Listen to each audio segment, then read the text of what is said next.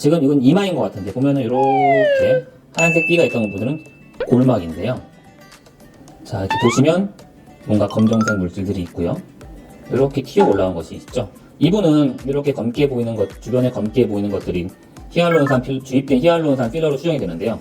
실제 녹이기 위해서 와서 제가 촉진하니까 뭔가 딱딱하게 만들었고요. 그리고 초음파를 보니까 이렇게 결절을 형성하고 있었죠.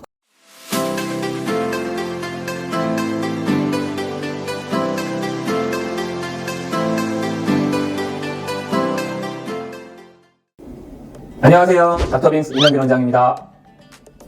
필러 제거, 히알라제 시술에 대해서 계속해서 이야기해보고 있는데요.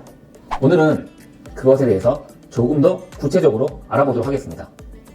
지난번 영상에서 히알루론산 필러가 히알라제에 반응이 덜한 경우가 있는데, 그런 다양한 이유 중에 하나가 낭종이나 결절의 형성, 유과종 형성과 같은 특수한 경우가 있고, 히알루론산 필러 주변에 콜라겐이 생성된 경우, 이런 것들이 있다고 말씀드렸는데요.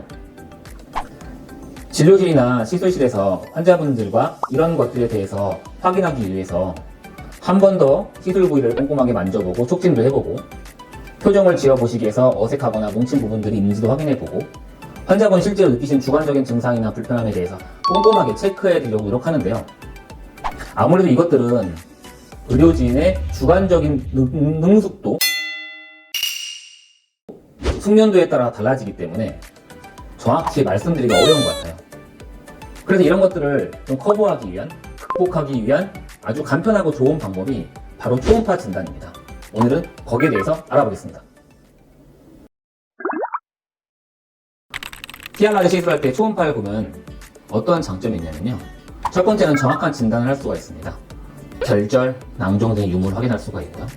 두 번째는 초음파는 필러가 주입되어 있는 상태를 보는 것뿐만 아니라 일반적으로 히알라제 시술하시게 되면 일주일이나 2주일 후에 경과를 방문하시라고 말씀드리는데요. 그때도 매우 중요한 단서가 되어줍니다. 우리가 원하는 층에 있었던 필러를 잘 녹였는지, 녹였다면 그 반응성이 얼마인지, 또한 실제로 초음파는 다 녹았다고 나오지만 환자가 느끼시는 주관적인 증상이 있다면 그런 것들은 필러가 아닌 다른 원인에 의해서 발생한 것이라고 명확하게 말씀드릴 수 있는 근거가 되겠죠. 그런 환자분의 병원이나 시술에 대한 신뢰도가 월등히 올라갈 수가 있습니다. 자, 그러면은 정확히 초음파는 무엇을 볼 수 있냐? 첫 번째는 필러가 주입되어 있는 층을 확인할 수가 있습니다. 때로는 필러는 아주 얕게 진피층 하부나 진피층 내에 주입하기도 하고, 때로는 안전하고 효과를 위해서 뼈나 골막 위에 아주 깊은 층에 주입을 하기도 하는데요. 그런 상태를 파악할 수가 있고요. 두 번째는 필러 안쪽에 숨어있는 결절이나 필러 낭종, 유과종과 같은 히알루론산 필러지만 히알라제에 반응하지 않는 상황에 대해서 미리 파악을 할 수가 있고요. 세 번째는 우리가 기본적으로 정상적으로 가지고 있는 혈관이나 신경 또는 표피 낭종과 같은 히알루론산 필러가 일으키지 않은 문제에 대해서 명확하게 구분해서 환자분들에게 알려드릴 수가 있습니다. 자, 그러면은 최근에 제가 실제로 초음파를 이용해서 환자분들께 진단해드린 것들을 보여드리겠습니다. 한번 함께 확인해 보시죠. 자, 6월 8일 날 최근에 한 거네요. 자, 지금 이건 이마인 것 같은데 보면은 이렇게 하얀색 띠가 있던 분들은 골막인데요. 자, 이렇게 보시면 뭔가 검정색 물질들이 있고요. 이렇게 튀어 올라온 것이 있죠. 이분은 이렇게 검게 보이는 것, 주변에 검게 보이는 것들이 주입된 히알루론산 필러로 수정이 되는데요. 실제 녹이기 위해서 와서 제가 촉진하니까 뭔가 딱딱하게 만들었고요. 그리고 초음파를 보니까 이렇게 결절을 형성하고 있었죠. 그래서 단순히 히알라제만 하신 게 아니라 결절을 줄여주기 위한 트리암시놀 주사 같은 것들을 시행하고 지금 경과를 보고 계신 중이시고요. 네, 이건 또 다른 분이신데요. 팔자주름에 필러를 주입받으셨는데 심한 이물감이 있다고 말씀하셨어요. 그래서 초음파를 봤더니 팔자주름이 형성되는 기프 팔자주름의 골이 이렇게 있고요. 역시 하얀 띠는 골막인데요. 필러가 뼈 위에도 이렇게 있지만 피하층에도 골고루 많이 퍼져 있었어요. 낭종을 만들거나 부작용이 생긴 건 아닌데 아무래도 주입된 양이 많고 필러가 얕은 층까지 주입되어 있으니까 환자분이 움직이실 때 이물감을 느꼈던 거죠. 그래서 토층에 있는 필러만 히알라제 시술하자고 제가 권유를 드린 그런 케이스였고요. 이분은 볼 부분에 팔자주름 포함해서 볼과 팔자주름에 필러 시술을 전반적으로 받으셨는데요. 특히 왼쪽만 이물감을 심하게 느끼셨던 분이신데요. 초음파를 보니까 옅게 필러가 전반적으로 잘 깔려있는 부분도 있었는데요. 지금 보면은 사이즈가 나오죠? 1.5에 0.75. 한 부분에 이렇게 뭉치게 다량 주입된 부분이 있었어요. 그래서 환자분이 움직이시거나 말씀하실 때 이물감이 심하고 뭉친 느낌이 있다고 말씀하신 거죠. 그래서 다 녹일 필요는 없으니까 이 부분만 줄일 수 있도록 최소한으로 노력을 해보자 해서 주입된 층이랑 위치를 확인해본 그런 사례가 되겠습니다.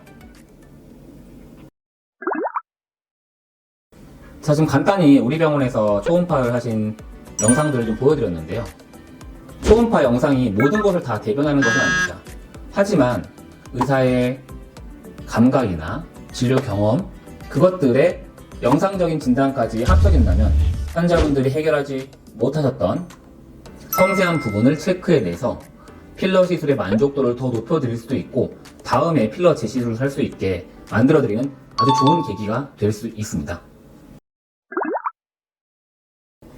자, 그러면은 우리가 필러 낭종, 필러 결절이 있는 것을 알게 되었어요. 그럼 어떻게 해야 되나요? 이게 중요하겠죠?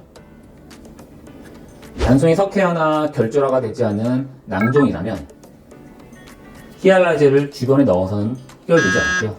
낭종 안에 정확히 히알라제를 주입하고 낭종을 터뜨려서 배농을 시켜줘야 됩니다. 그리고 결절이라고 한다면 인트라 리저널 인젝션, 병변 내 주사요법이라고 해서요.